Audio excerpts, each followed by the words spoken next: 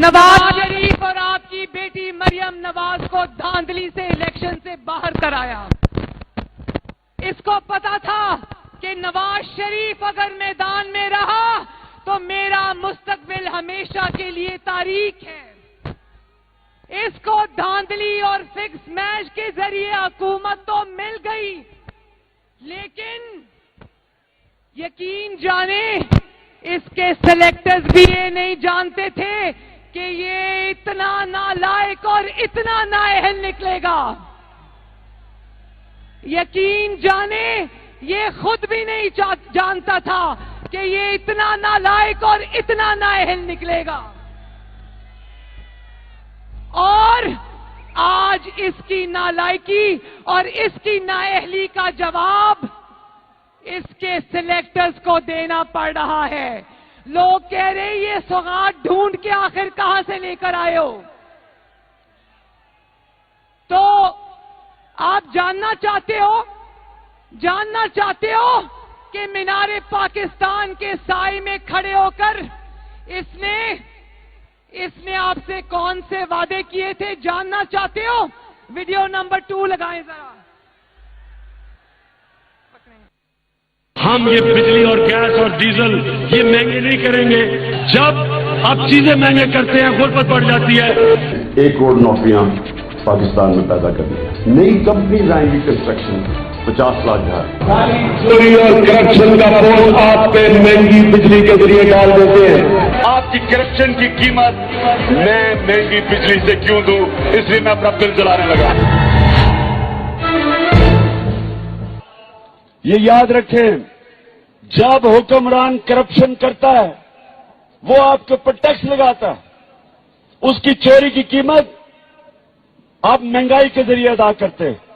میں آپ سے وعدہ کرتا ہوں کہ بڑی بڑی کرپشن کہتا ہے کہ جب حکمران چوری کرتا ہے تو اس کی کرپشن کی قیمت عوام مہنگائی سے ادا کرتے ہیں. تو بتاؤ کہ آج چور کون ہوا؟ پھر کون ہے چور؟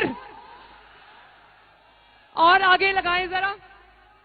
90 دن دور کی بات ہے، کرپشن 9 دن میں ختم ہو جائے گی. آج 2 سال گزرنے کے بعد جب کرپشن ڈبل ہو گئی، جب مہنگائی تاریخ کی بلند ترین سطح پر پہنچ چکی ہے، بے روزگاری حدیں پار کر چکی، گورننس کی صورتحال مزید خراب ہو چکی ہے اور آٹا، چینی، دالیں، سبزیاں اور دیگر ضروریات کی اشیاء کی قیمتوں نے کوہرام مچا رکھا ہے.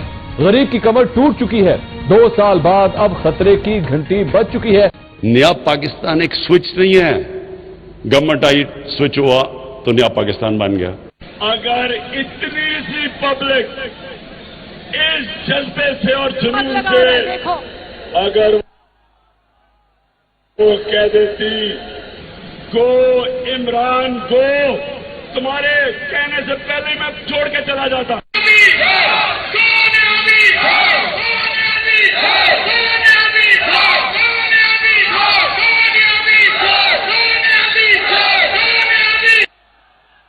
لاہور والوں، اسی جگہ کھڑے ہو کر یہ 2011 میں جھوٹوں کا پلندہ لے کر آیا تھا آپ کے پاس. اب میں آپ کو ایک ایک کر کے بتاتی ہوں کہ اس کے جھوٹوں کی، اس کے وعدوں کی حقیقت کیا نکلی. میں ایک ایک کر کے بتاتی ہوں. کہتا تھا سڑکیں بنانے سے قوم نہیں بنتی، قوموں کو تعلیم دینی چاہیے. اور آج نوجوانوں سے، طالب علموں سے اس نے ان کے سالے اسکالرشپس واپس لے لیے ہیں. مجھے ہاتھ اٹھا کے بتاؤ کہ کیا ایک بھی نیا کالج یا ایک بھی نئی یونیورسٹی بنی؟ طالب علم آج بھی سراپا احتجاج ہیں. کہتا تھا کہ جو پرائم منسٹر ہاؤس ہے اور لاہور کا گورنر ہاؤس ہے اس کو یونیورسٹی بناؤں گا. بنی؟ پھر کہتا تھا کہ میں انسانوں پہ خرچ کروں گا. انسانوں پہ خرچ کروں گا تو اس کی حقیقت بھی سن لو. ینگ ڈاکٹرز سڑک پر، آج اساتذہ سڑک پر، لیڈی ہیلتھ ورکرز سڑک پر، سرکاری ملازمین سڑک پر. پہلی तनख्वाहें नहीं बढ़ी, पेंशनर सड़क पर, अवाम सड़क पर, ये है इसकी हकीकत कि मैं अवाम के ऊपर खर्च करूंगा। और सेहत का वादा भी करके गया था, कह रहा था कि सेहत पर, अस्पतालों पर खर्च करूंगा।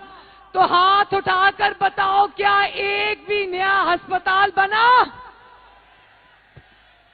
आपने देखा होगा और सुना भी होगा, दिल दहल जाता है। खैबर टीचिंग हॉस्पिटल खैबर पख्तूनख्वा में 7 कोरोना के मरीज जान से हाथ धो बैठे, क्योंकि वक्त पर उनको ऑक्सीजन के सिलेंडर्स नहीं पहुंचे हॉस्पिटल में। और आज अस्पतालों के बाहर लिख के लगा दिया है कि स्ट्रेचर के और व्हील चेयर के 20 रुपए अलग से देने पड़ेंगे। और दवाइयों की कीमतों में 600% इजाफा हो गया है। अब लाहौर के मेरे बहन भाइयों, बीमार होना भी आसान काम नहीं है।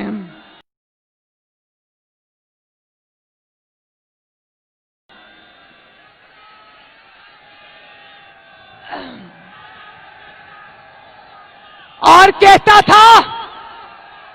था कि भीख नहीं मांगूंगा, कर्जे नहीं लूंगा। और फिर पूरी दुनिया ने देखा कि कर्जों के नए रिकॉर्ड बना दिए इस ताबेदार खान ने।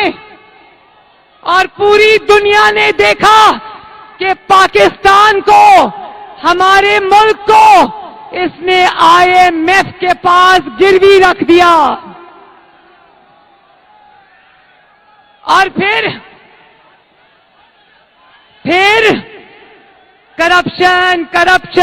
करप्शन के रोने रोता था। कान पक गए करप्शन का रोना रोते हुए। कहता था मैं ऐसा निजाम लेकर आऊंगा कि जो बड़े लोग हैं उनको कानून के नीचे लेके आऊंगा। तो बट कड़ाही वालों को तो तुम कानून के नीचे ले आए, लेकिन पापा जॉन्स पिज़्ज़ा का नाम सुना है ना? क्या तुम्हारे अंदर इतनी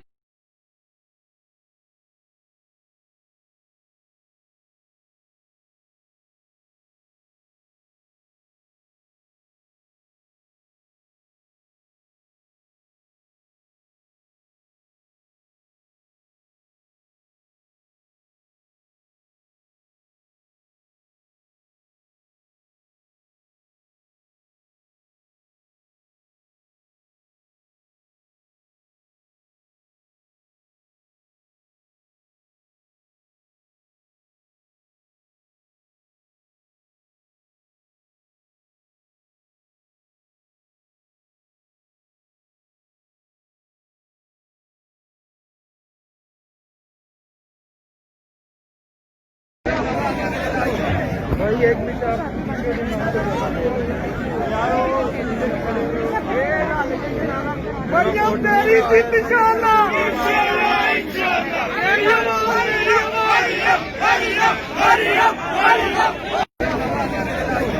भाई एक मिनट